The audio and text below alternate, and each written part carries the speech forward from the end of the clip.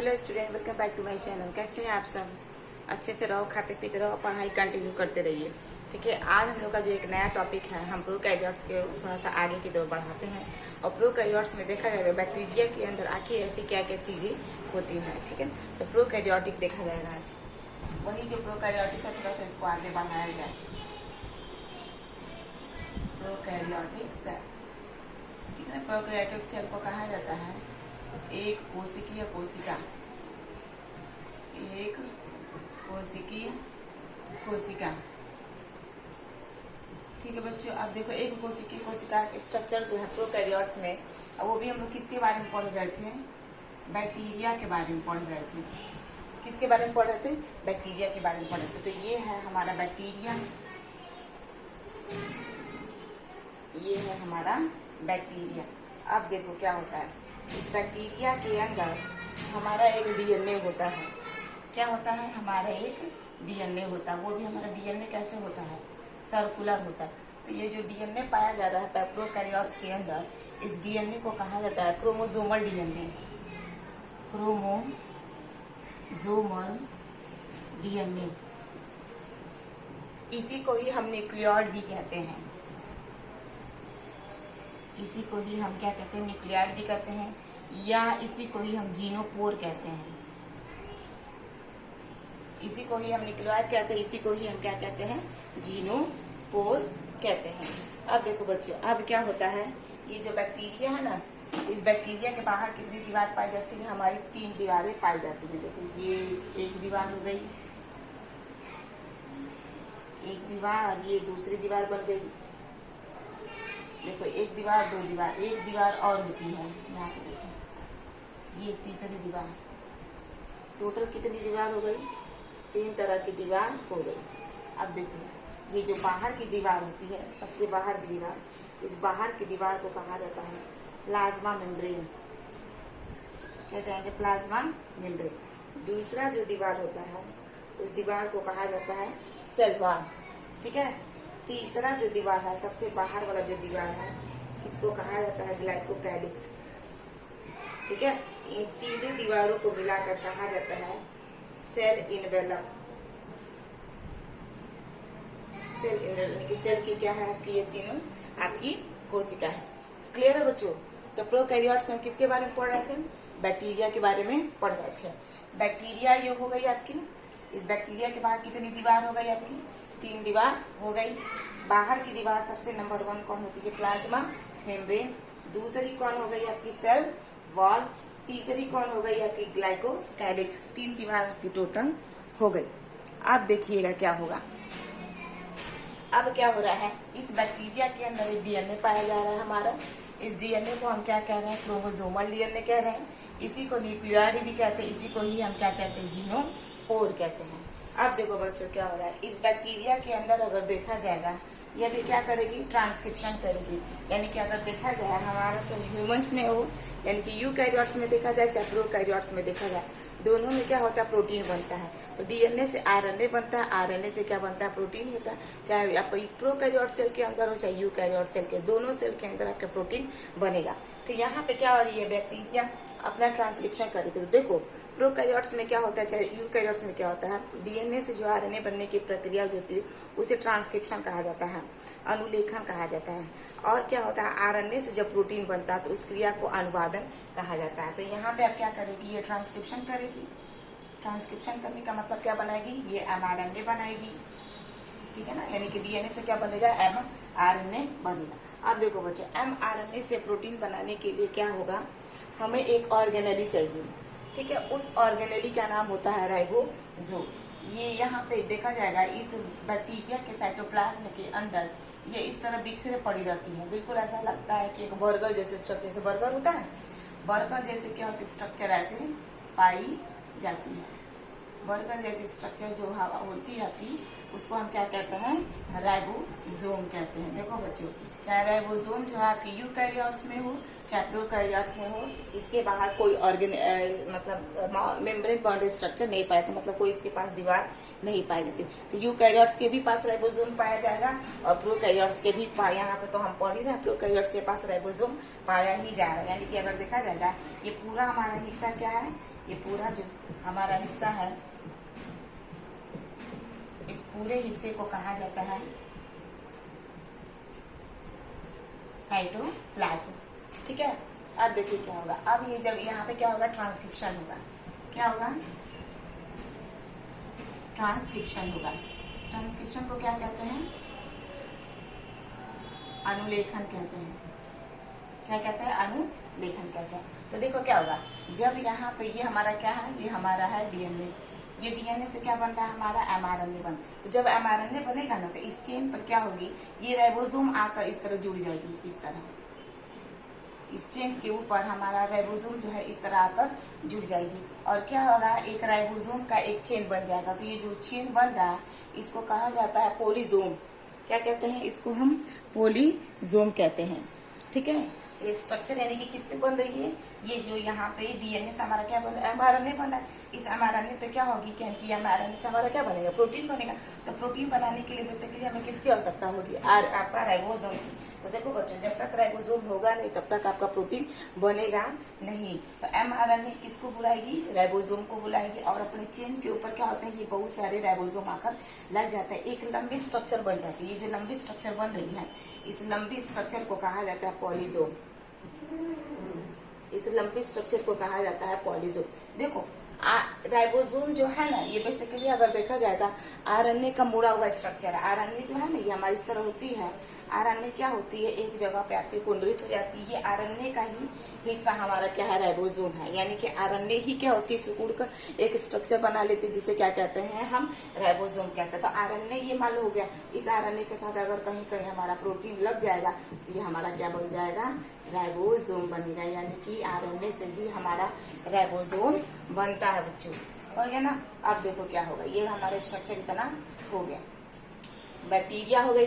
Bacteria हमारा किस में आता है, प्रोकैरियोट्स के अंदर आता है। और प्रोकैरियोट्स को प्रोकैरियोटिक सेल जो होती है किस किंगडम में आती है, हमारी मोनेरा में आती है। टोटल कितनी किंगडम है हमारी, 5 किंगडम है। टोटल कितनी किंगडम, 5 किंगडम। एक है आपका मोनेरा, दूसरा है प्रोटिस्टा, तीसरा है फंगाई, चौथा है एनिमिलिया और 5वां है आपका प्लांटी। ठीक है ना, 5 आपके किंगडम है। इन 5 किंगडम में क्या किया गया है कि एक जो आपका हिस्सा है मोनेरा किंगडम, उस मोनेरा किंगडम में आपके प्रोकैरियोट्स सेल को रखा गया। बाकी जो 4 किंगडम है आपका, अगर देखा जाएगा, प्रोटिस्टा हो गया, ठीक है, आपका हो गया फंगी हो गया, प्लांटी हो गया, एनिमिलिया। इन चारों किंगडम में आपके यूकैरियोटिक आते हैं। इनमें सिंगल सेल भी आता है और मल्टी सेल भी आता है, यानी कि दोनों जीवों को रखा गया। लेकिन प्रोकैरियोट्स में अगर देखा जाएगा, ये प्रोकैरियोट मोनेरा किंगडम में किसको रखा गया, प्रोकैरियोटिक सेल को रखा गया। प्रोकैरियोटिक सेल का जो स्ट्रक्चर होता है वो आपका कैसा होता है, सिंगल सेल स्ट्रक्चर होता है। सिंगल सेल स्ट्रक्चर का मतलब होता है एक कोशिका से जिनका शरीर मिलकर बना होता है, वो सिंगल सेल स्ट्रक्चर होता है। क्लियर है बच्चों।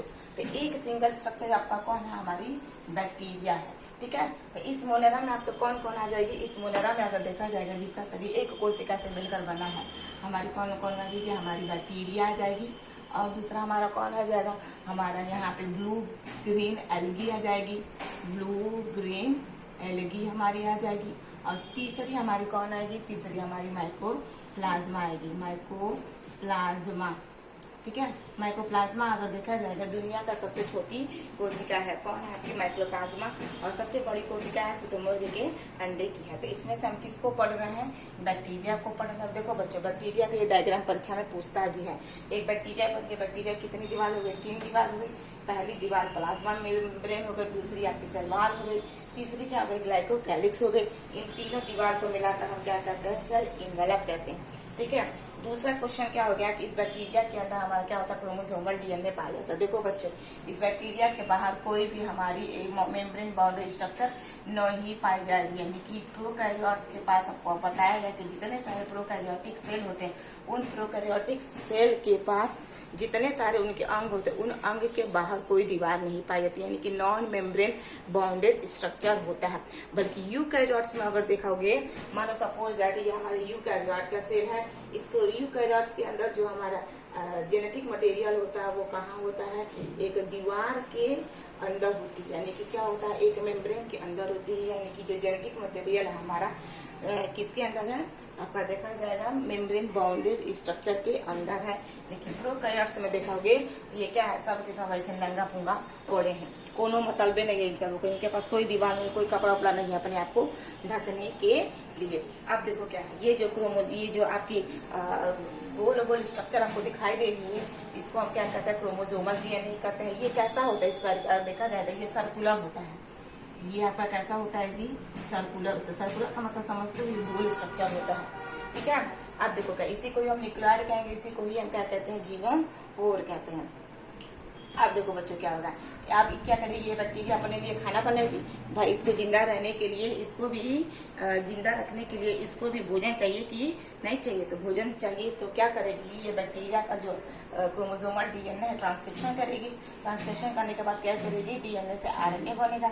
आरएनए के बाद क्या बनेगा, यहाँ पे कोशिका के अंदर में बहुत सारे आपके ऑर्गेनेली होती है, जिन्हें क्या कहता है, राइबोसोम कहा जाता है। ये राइबोसोम कितने प्रकार का होता है, आपका 70 राइबोसोम होता है। देखो बच्चों, ये यस जो है ना आपका एक स्वेडबर्ग यूनिट होता है।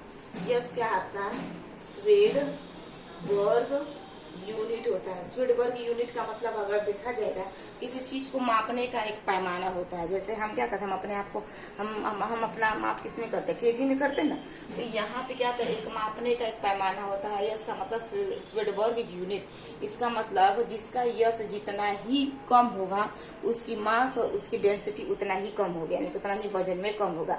जिसका यस ज्यादा होगा, उसकी डेंसिटी और उसकी मास क्या होगी, ज्यादा होगी। यानी कि यूकैरियोट में अगर देखा जाएगा, यूकैरियोट में कितना आता है, 80 यस आता है। प्रोकैरियोट्स में कितना आता है, 70 यस आता है। तो देखो प्रोकैरियोट में 70 आ रहा है, इसका डेंसिटी मास क्या है, कम है। यूकैरियोट में कितना आ रहा है, 80 है, इसका डेंसिटी और मास क्या है, आपका ज्यादा है। तो इस चीज को याद रखना। पूछता है प्रोकैरियोट में राइबोसोम कितना होता है, 70 होता है, एक 50 होता है और एक आपका 30 होता है। अभी मत समझना कि मैडम को यहाँ पर गणित नहीं आती है, 50 30 80 होता है। लेकिन देखो बच्चों, बायोलॉजी का एक अपना एक अलग ही फंडा है, ठीक है। यहाँ पे 50-30 को हम यहाँ पे क्या मानते हैं, 70 मानते हैं, ठीक है ना। थोड़ा सा हिस्सा ये ऊपर नीचे मान का हो जाता है, जिसकी वजह से यहाँ पे ऊपर को 50 दे देते हैं, नीचे को हम 30 दे देते हैं। क्लियर बच्चों, इतना तो हो गया ना आपका। अब देखो क्या हो रहा है, अब क्या होगा कि यहाँ पे अगर देखा जाएगा, इसकी जो दीवार है, मेम्ब्रेन बाउंड्री स्ट्रक्चर जो है बैक्टीरिया की, ये जो प्लाज्मा मेम्ब्रेन है, इस प्लाज्मा मेम्ब्रेन की दीवार पे भी क्या होते हैं, राइबोसोम आपके लगे रहते हैं। यहाँ पे भी आपके क्या होते हैं, ये आपके राइबोसोम लगे रहते हैं, ठीक है। अब देखो बच्चों, अब इसमें क्या हो रहा है कि ये जो आपकी प्रोकैरियोटिक सेल है ना, इस प्रोकैरियोटिक सेल के अंदर की जो आपकी दीवार है, सबसे पहले कौन है, प्लाज्मा मेम्ब्रेन जो है, ये अंदर से क्या होती है, मुड़ जाती है। मुड़ने के बाद आप मतलब अगर देखा जाए कुछ इस तरह की स्ट्रक्चर बना लेती है, ठीक है ना। ये अंदर की तरफ क्या कर लेती है, सर्कुलर हो जाती है। यानी कि अगर देखा जाएगा, प्लाज्मा मेम्ब्रेन जो है ना बैक्टीरिया के अंदर की साइड क्या हो जाती है, फोल्डेड हो जाती है। तो ये अंदर की साइड जो फोल्ड हो रही है, इस संरचना को कहा जाता है मेसोजोम। क्या कहते हैं, मेसोजोम। यानी कि आप देखो, अब मेसोजोम जो है क्या करेगी, अपने लिए प्रोटीन इकट्ठा करेगी और भोजन बनाएगी, ताकि इस बैक्टीरिया को दिया जाए। देखो बच्चों, नेचर जो है हमारा बहुत होशियार तो मानेंगे, क्योंकि नेचर ने ही हमें क्या किया, पैदा किया है। तो देखो, नेचर ने प्रोकैरियोटिक सेल को भी बनाया है और आपकी यूकैरियोटिक सेल को भी बनाया। प्रोकैरियोटिक सेल को भी जिंदा रखने के लिए उसका अपना अलग साधन दिया है, यूकैरियोटिक सेल को जिंदा रखने के लिए अपना अलग साधन दिया है। यूकैरियोटिक के पास जो भी सिस्टम है, उसके ऑर्गेनेली वगैरह सब एक सिस्टमेटिक तरीके से एक डब्बे के अंदर बंद है। लेकिन प्रोकैरियोट में क्या दिया है, उसके अंग तो दिया है, लेकिन नंगा पुंगा सबको क्या कर दिया, चारों तरफ फैला दिया। देखो बच्चों, पृथ्वी पर सबसे पहले आने वाला जो जीव था, जो कोशिका था, वो आपका प्रोकैरियोटिक सेल था। प्रोकैरियोटिक सेल से ही आपकी आने वाले समय में यूकैरियोटिक सेल बनी है। यानी कि अगर देखा जाएगा, इसकी जो ओरिजिन है, इसकी जो उत्पत्ति है, आपको बताया गया था। सेल थ्योरी क्या कह रहे थे, सेल थ्योरी कह रहे थे ना कि किसी भी कोशिका की उत्पत्ति जो पूर्ववर्ती कोशिकाओं से ही हुई है। तो सबसे पहले कौन आया था, ये हमारा निर्जीव सेल आता है। निर्जीव सेल से ही हमारी जो सजीव सेल बनी थी, वो कौन थी, हमारे प्रोकैरियोट्स थे, सबसे सूक्ष्म थी। इसलिए क्या किया गया, जितने सारे सूक्ष्म जीव है, सूक्ष्म जीव को उठाया गया। सब पुराने सेल है ना, सबसे पहले यही सब मिले थे, इनको उठाया गया और इनको उठाने के बाद एक अलग किंगडम में बैठा दिया गया, जिसका नाम है मोनेरा। उस मोनेरा किंगडम में तुम जितने सारे जीवों को पढ़ोगे, सारे के सारे जीव कैसे आपके एक कोशिकीय है, सिंगल सेल, यानी कि एक सेल से बनी हुई स्ट्रक्चर है। क्लियर है। जितने सारे मोनेरा किंगडम में आएंगे आपके जीव वो सब प्रोकैरियोटिक है। प्रोकैरियोटिक का मतलब यही है कि जिसका शरीर एक सेल से मिलकर बना है, जिसे कहा जाता है सिंगल सेल स्ट्रक्चर। उन सिंगल सेल स्ट्रक्चर में कौन है? हमारी बैक्टीरिया है, माइकोप्लाज्म है, ब्लू ग्रीन एल्गी। सारी चीजें यानी कि तीनों का स्ट्रक्चर से कहीं कहीं थोड़ा थोड़ा मॉडिफाई किया गया।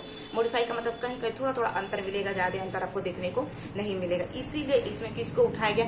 बैक्टीरिया को अगर हम पढ़ लेंगे तो माइक्रोप्लाज्म भी आराम से पढ़ लेंगे और आपका ब्लू ग्रीन एल्गी भी हम आराम से पढ़ लेंगे, क्योंकि वही सारी चीजें, यही आपकी दीवार पाए जाएंगे, यही आपके क्रोमोसोमल्स पाए जाएंगे, यही आपके अगर देखा जाएगा उनके अंदर डीएनए भी होगा, वही उनके अंदर अगर देखा जाएगा आरएनए भी होगा।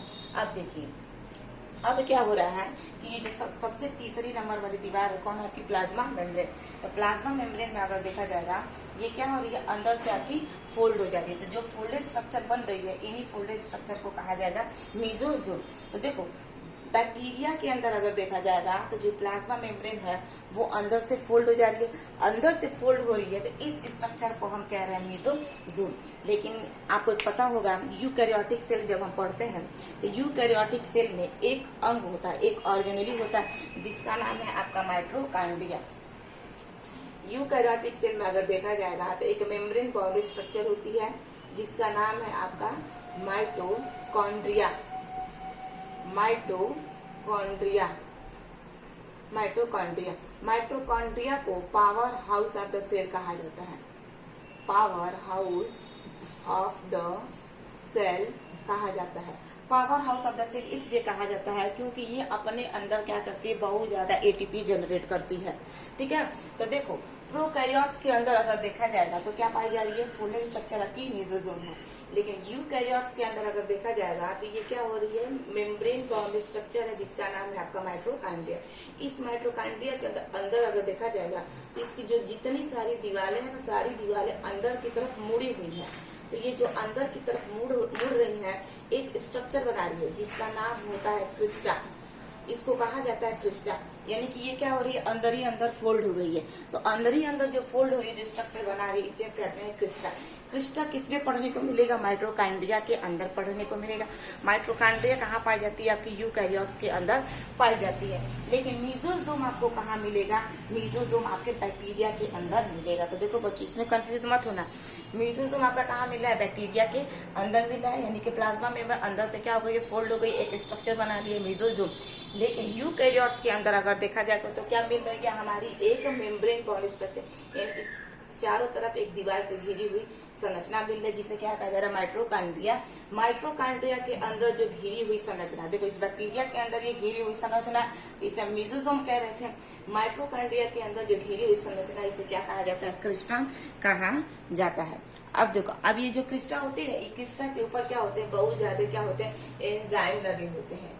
एंजाइम लगे होते हैं, यानी कि जितना ज्यादा एंजाइम लगेगा, जितना ही ज्यादा प्रोटीन लगेगा, उतना ही तेजी से क्या होगा? एटीपी आपका जनरेट होगा। ये बिल्कुल सही है, इसका रहना भी बहुत जरूरी है, क्योंकि जितना ही ज्यादा आपका रहेगा एंजाइम, उतना ही तेजी से ये क्या करेगा? प्रोटीन बनाएगा। इस प्रकार अगर देखा जाएगा ये जो गोल गोल घूम घूम के संरचना बना रही है, इसे कहा जाता है ईटीएस साइकिल। ईटीएस साइकिल का है कि electron transport system. Electron transport system जो है एक आपकी स्ट्रक्चर बनाती है। ईटीएस इलेक्ट्रॉन ट्रांसपोर्ट चेन कहते हैं इसे। इलेक्ट्रॉन ट्रांसपोर्ट चेन कहते हैं, ईटीसी कहते हैं। ठीक है, यानी कि अगर देखा जाएगा ये क्या कर रही है? एक एक चेन बना रही है। इसी चेन को ईटीएस के नाम से जाना जाता है, इलेक्ट्रॉन ट्रांसपोर्ट चेन या सर्कल के नाम से जाना जाता है, क्योंकि यहाँ पे क्या होती है?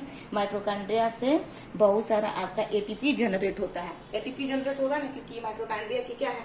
गोल स्ट्रक्चर आपकी क्रिस्टा है। क्रिस्टा एक चेन बना ली है, इसी चेन को ईटीएस हम चेन कहते हैं। क्लियर है? यहाँ पे जितना ही ज्यादा एंजाइम होगा उतना ही ज्यादा प्रोटीन बनेगा, यानी कि उतना ही तेजी से क्या होगा? एटीपी जनरेट होगा। इसलिए माइटोकॉन्ड्रिया को क्या कहते हैं? Power house of the cell कहते हैं बच्चों। सीधे सीधे फंडा है, कुछ इसमें करना धरना नहीं है। यूकैरियोट है, सेल है, उसके अंदर एक ऑर्गेनेली पाई जाती है, यानी कि एक कोशिकांग पाई जाती है जिसका नाम है माइटोकॉन्ड्रिया। परीक्षा में पूछता है माइटोकॉन्ड्रिया को क्या कहते हैं, तो माइटोकॉन्ड्रिया को power house of the cell कहा जाता है। क्यों कहा जाता है, क्योंकि माइटोकॉन्ड्रिया के अंदर देखा जाएगा फोल्डेड स्ट्रक्चर पाई जाती है, यानी कि घिरी घिरी चारों तरफ से घिरी हुई एक संरचना पाई जाती है। उन संरचना को कहा जाता है क्रिस्टा, और एक क्रिस्टा क्या होती है, मिलकर एक चक्र बना लेते हैं जिसे कहा जाता है ईटीएस साइकिल। यानी कि उस साइकिल के अंदर क्या होता है, ये जो फोल्डेड स्ट्रक्चर, इस फोल्डेड स्ट्रक्चर के ऊपर क्या लगे होते हैं, आपके एंजाइम्स लगे होते हैं। एंजाइम को ही हम प्रोटीन कहते हैं। तो जितना ज्यादा एंजाइम लगेगा, जितना ज्यादा प्रोटीन लगेगा, उतना ही ज्यादा क्या होता है, तेजी से एटीपी जनरेट होगा। ठीक है, इसीलिए नेचर ने क्या किया है, इसको अंदर ही अंदर क्या कर दिया है, पूरा मोड़ दिया है। क्लियर है, क्योंकि अगर देखा जाएगा माइटोकॉन्ड्रिया के मेम्ब्रेन जो होती है फोल्डेड हो जाती है, इसलिए क्योंकि यहाँ प्रोटीन और एंजाइम की इतनी ज्यादा जरूरत होती है इसको एकोमोडेट करने के लिए। प्रोटीन एंजाइम इतना ज्यादा होती है इस माइटोकॉन्ड्रिया के अंदर, इसको एकोमोडेट करने के लिए क्या होता है, एटीपी आपका जनरेट होता है। ठीक है ना, माइटोकॉन्ड्रिया की मेम्ब्रेन क्या हो जाती है, आपकी फोल्ड हो जाती है। क्योंकि भाई देखो, जितना ही ज्यादा एंजाइम होगा, जितना ही ज्यादा आपका प्रोटीन होगा, वो क्या होगी, एकोमोडेट हो गया और क्या होगी, फोल्ड हो जाएगी। और फोल्ड होने के बाद क्या हो जाएगी, आपकी क्रिस्टा बना लेगी, यानी कि क्या होगा, तेजी से आपके पास एटीपी जनरेट होगा। और इसी को ही हम कहते हैं power house of the cell. Clear है, ठीक है। तो ये सारा काम कहाँ हो रहा है, यूकैरियोट्स के माइटोकॉन्ड्रिया के अंदर। लेकिन हमारा प्रोकैरियोट्स क्या है, प्रोकैरियोटिक कोशिका जो है हमारा ज्यादा गरीब है ना। गरीब इसलिए है क्योंकि अगर देखा जाएगा इसका जितना सारा एंजाइम है बैक्टीरिया के अंदर ही ना, आपका मेसोजोम है, ठीक है, इसके पास अगर देखा जाएगा इतना ज्यादा गरीब है कि इसका जो प्लाज्मा मेम्ब्रेन है अंदर मुड़ जा रही, मुड़ने के बाद एक संरचना बना रही जिसे क्या कहा जाता है मेसोजोम। इस मेसोजोम के ऊपर क्या होती है, प्रोटीन और एंजाइम आकर लगते हैं, और प्रोटीन एंजाइम आकर लगेंगे तो क्या होगा, यहाँ से एटीपी जनरेट होगा। और जब एटीपी एनर्जी जब जनरेट होगा तो इस बैक्टीरिया को देगा, तो बैक्टीरिया क्या चलेगा, फिरेगा, नचेगा, गाएगा, घूमेगा, ऐश करेगा। समझ में आ रहा है ना। तो प्रोकैरियोट्स में अगर देखा जाएगा सारे के सारे एंजाइम कहाँ लगे होते हैं, मेसोजोम पे लगे होते हैं। ये सब एंजाइम है, सारे के सारे एंजाइम कहाँ लगे होते हैं, आपके मेसोजोम पे लगे होते हैं। लेकिन यूकैरियोट्स में देखा जाएगा सारे के सारे एंजाइम कहाँ लगे होते हैं, माइटोकॉन्ड्रिया के ऊपर लगे होते हैं। क्लियर है बच्चों, क्लियर है ना बच्चों। अब देखो, इसमें पूछता है कि एनालोगस क्या है। एनालोगस का मतलब अगर देखा जाएगा जिसका फंक्शन सेम हो, लेकिन उसकी ओरिजिन और उसका अगर देखा जाएगा काम जो है आपका अलग अलग हो। ठीक है ना, फंक्शन मतलब काम, फंक्शन जिसका सेम हो, जिसकी अगर देखा जाएगा उसका ओरिजिन और उसका इंटरनल जो स्ट्रक्चर हो अगर अलग अलग हो, उसी को ही हम क्या कहते हैं, एनालोगस कहते हैं। एनालोगस कई जगह पूछता है, एनालोगस है क्या, एनालोगस आता है क्या। एनालोगस का मतलब क्या है कि जिसका फंक्शन सेम हो लेकिन इसकी उत्पत्ति और उसका जो इंटरनल स्ट्रक्चर अलग अलग, उसी को एनालोगस कहते हैं। देखो कैसे फंक्शन सेम है, यानी कि प्रोकैरियोट के अंदर क्या है, मेसोजोम है। इस मेसोजोम का भी क्या काम है, एटीपी जनरेट करना, ऊर्जा निकालना। आपका यूकैरियोटिक के अंदर क्या है, आपका माइटोकॉन्ड्रिया है। माइटोकॉन्ड्रिया के भी अंदर क्या गोल गोल घूमी संरचना पाई, जिससे हम क्या कह रहे हैं, क्रिस्टा कह रहे हैं। इस क्रिस्टा का भी काम क्या है, आपका एटीपी जनरेट करना। क्या जनरेट करना, एटीपी जनरेट करना। तो यहाँ भी तो है ना गोल गोल घूमी हुई स्ट्रक्चर माइटोकॉन्ड्रिया के अंदर, माइटोकॉन्ड्रिया का यूकैरियोट्स के अंदर। तो ये भी क्या करिए, एटीपी निकाल रही है। तो माइटोकॉन्ड्रिया के अंदर से एटीपी निकल रहा है, और यहाँ पे क्या हो रहा है, इस बैक्टीरिया के मेसोजोम से क्या हो रहा है, आपका एटीपी निकल रहा है। तो देखो ये जो फोल्डेड स्ट्रक्चर यहाँ भी है, फोल्डेड स्ट्रक्चर आपका यहाँ भी है। तो यहाँ पे भी आपका क्या हो रहा है, जिसका अगर देखा जाएगा फंक्शन सेम हो। फंक्शन का मतलब क्या है, सेम हो, यानी कि ये भी वही काम कर रही है, ये भी वही काम कर, यानी कि ये भी एटीपी निकाल रही है, ये भी एटीपी निकाल। तो जिसका फंक्शन सेम हो लेकिन जिसकी ओरिजिन और जिसका इंटरनल स्ट्रक्चर अलग अलग हो। तो देखो इसकी ओरिजिन कहाँ है, इसकी ओरिजिन प्रोकैरियोट्स के अंदर है, इसकी ओरिजिन आपके यूकैरियोट्स के अंदर है। इसकी ओरिजिन और इसका इंटरनल स्ट्रक्चर, देखो इसका स्ट्रक्चर कैसा है और आपके यूकैरियोट का स्ट्रक्चर कैसा है।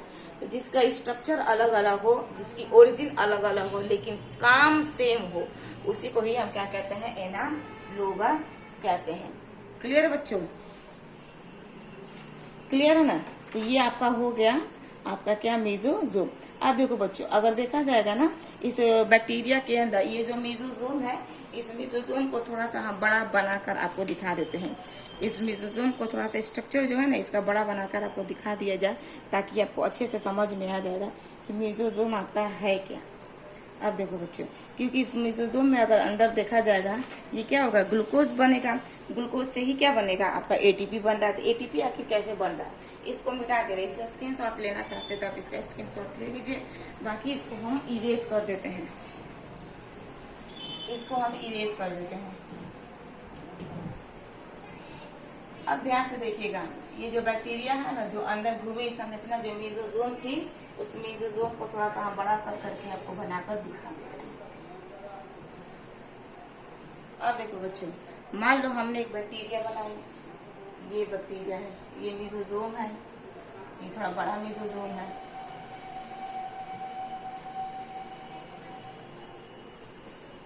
क्लियर है, ये हमारा क्या है, सारे के सारे हमारे मेसोजोम है। ठीक है, ये भी हमारा क्या मेसोजोम है। अब इस मेसोजोम के अंदर क्या होगा हमारा, अब इस मेसोजोम के अंदर अब देखेंगे, इस मेसोजोम के अंदर अब देखा जाएगा, अभी क्या होगा, इस मेसोजोम के अंदर अब देखा जाएगा एटीपी जनरेट होगा। देखो बच्चों, अब क्या होगा, ये जो मेसोजोम है ना, यहाँ पे हमारा क्या था, सर्कुलर डीएनए था, यही ना हमारा सर्कुलर डीएनए था। अब देखो बच्चों, क्या हो रहा है कि ये क्या कर रही है, एटीपी जनरेट कर रही है। क्या कर रही है, एटीपी जनरेट कर रही है। तो एटीपी निकलेगा कहाँ से, ग्लूकोज से ही ना निकलेगा, ग्लूकोज से ही नहीं निकलेगा। ग्लूकोज जब टूटेगा तभी तो निकलेगा। ग्लूकोज जब बनाएगी, चाहे यूकैरियोट्स में हो चाहे प्रोकैरियोट्स में, जब ग्लूकोज टूटेगा तभी तो एटीपी जनरेट होगा। तो ग्लूकोज टूटेगा कैसे, ग्लूकोज में कितने कार्बन होते हैं, 6 कार्बन होता है। C6H12 वो 6 होता है। देखो 1 2 3 4 5 आपकी 6, यही क्या होते हैं, इसका जो बॉन्ड होता है वो ब्रेक होगा। इसका जब बॉन्ड जो है आपका ब्रेक होगा, तभी यहाँ पे क्या होगा, एटीपी आपका निकलेगा। यानी कि अगर टीवी में सीरियल किलर टाइप्स का खूब कुचती में सकता है, जितना ही ज्यादा इसका बॉन्ड ब्रेक होगा उतना ही क्या होता है, तेजी से इसका एटीपी जनरेट होगा। यानी कि क्या होता है, ग्लूकोज हमारी बॉडी में बनती कैसे, ग्लूकोज हमारी बॉडी में कैसे बनती है, हम लेते हैं O2 लेते हैं ना, और क्या लेते हैं हम लेते हैं H2O लेते हैं ना। लेने के बाद क्या बनता है, C6H12O6 बनता है, और प्लस क्या होता है, CO2 निकलता है, ये निकलता है। तो ग्लूकोज हमारे शरीर में बनेगा। ग्लूकोज जब बनता है तो क्या होता है, हमारे साथ क्या क्या निकलते हैं। देखो बच्चों, सूर्य के प्रकाश की उपस्थिति में क्या करती है, पौधा अपने लिए खाना बनाती है। अच्छा, हम ही क्या करते हैं, हम खाना बनाते हैं। तो खाना बनता है तो हमारे बॉडी में क्या होता है, ग्लूकोज ही बनता है ना, C6H12O6 बनता है, और प्लस क्या होता है, CO2 निकलता है। तो निकलेगा कहाँ से, ऑक्सीजन जब हम लेंगे तभी तो, जल को जब लेंगे तभी तो, ये ऑक्सीजन और जल जब मिलेगा तभी क्या बनेगा, C6H12O6 बनेगा। और क्या हम निकालेंगे, CO2 निकालेंगे। तो ये जो ग्लूकोज बनेगा, तो जब ये ग्लूकोज टूटेगा तभी क्या होगा, एटीपी निकलेगा ना, एटीपी जनरेट होगा ना। तो ये क्या होता है, ये ग्लूकोज को हम तोड़ते हैं, जब इसका बॉन्ड ब्रेक होगा तभी आपका एटीपी जनरेट है। यानी कि एटीपी अगर देखा जाएगा बिल्कुल आपका कैसा है, सोने के जैसा है। ठीक है ना, सोना को जुटा लो पैसा मिल जाएगा, पैसा को तोड़ दो आपको पैसा ले लो, तो आपका क्या बन जाएगा, सोना बन जाएगा। क्लियर है बच्चों। तो एक चीज हमेशा याद रखना, दुनिया में हर सेल जो है, हर सेल को जिंदा रखने के लिए हमें क्या चाहिए, ग्लूकोज चाहिए एटीपी बनाने के लिए। ठीक है, तो दुनिया में अगर देखा जाए, देखो इस दुनिया में जो जिंदा है सब सेल से बने हैं, सारे सेल से बने हैं। सारे सेल के अंदर क्या होती है, ग्लूकोज होती है। ग्लूकोज टूटेगा तभी एटीपी निकलेगा, तभी उसको जाकर ऊर्जा मिलेगी। चाहे छोटा जीव हो गया, चाहे आपका बड़ा जीव हो, दुनिया में जो भी जिंदा हो, चाहे एक कोशिकीय जिंदा हो, चाहे बहु कोशिकीय जिंदा हो, चाहे करोड़ों कोशिका से मिलकर जिसका शरीर बना हो, सारे सेल अगर जिंदा है तो उनके अंदर ग्लूकोज बनेगा। ग्लूकोज टूटेगा तभी आपका एनर्जी मिलेगा। ठीक है बच्चों, आप देखो क्या हो रहा है, अब देखिए क्या होगा, ये सारा आपका हिस्सा जो है आपका इसमें हो गया। ठीक है, तो प्लांट के अंदर भी आपका यही काम होता है, और आपका देखा जाएगा एनिमल्स के अंदर भी हमारा यही काम होता है। तो प्लांट भी क्या होता है, वो भी भोजन बनाता है, ग्लूकोज बनाता है। जब उसके अंदर भी आपका ग्लूकोज टूटेगा तो एटीपी जनरेट होगा। हम एनिमल्स के भी अंदर क्या होता है, सेल होता है, इस सेल के अंदर आपका ग्लूकोज टूटेगा और आपका क्या होगा, एटीपी जनरेट होगा। तो ये क्या है बच्चों, ये आपकी बैक्टीरिया जो है ना, देखो बैक्टीरिया के अंदर क्या है, अंदर से सब फोल्डेड स्ट्रक्चर, इन्हीं फोल्डेड स्ट्रक्चर को हम क्या कह रहे हैं, मेसोजोम कह रहे हैं। और यहाँ पे सब क्या है, सब एंजाइम्स लगे हुए हैं, सब क्या है आपके एंजाइम्स लगेंगे। ठीक है ना, ये सब एंजाइम्स, सब यहाँ पे एंजाइम्स है। इसीलिए क्या कर रही है बैक्टीरिया, अपने अंदर मेम्ब्रेन इसको फोल्ड करे, ताकि जितना ही ज्यादा एंजाइम बनेगा उतना ही तेजी से ग्लूकोज और उतना ही तेजी से एटीपी निकलेगा। ये सब के सब क्या है, आपका एंजाइम है।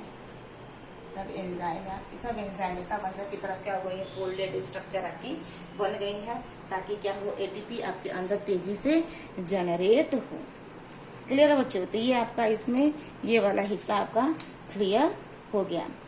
ठीक है, अब देखो इसमें कहीं कहीं क्या होती है, इस बैक्टीरिया के अंदर अगर देखा जाएगा, इस बैक्टीरिया के अंदर अगर देखा जाएगा, कहीं कहीं क्लोरोफिल्स पाई जाती है। यहाँ पे अगर देखा जाएगा ना, ये मेसोजोम्स है ना, इस मेसोजोम्स के पास क्या होती है, कहीं कहीं क्लोरोफिल्स पाई जाती है। क्लोरोफिल जानते हो क्या है? क्लोरोफिल जिसके पास होगा ना, वो क्या करेगा, सूर्य के प्रकाश की उपस्थिति में भोजन बना लेगा। देखो वो कितना कॉमन चीज है।